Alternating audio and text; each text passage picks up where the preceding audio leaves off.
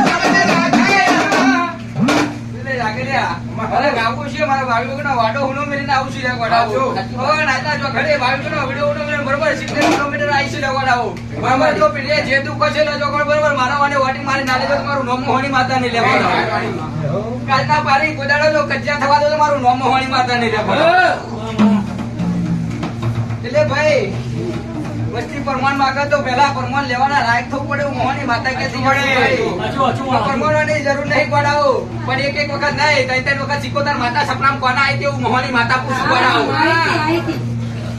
ભાઈ તું કઈ તું લે પડાવું મોહની માતા પૂછું લે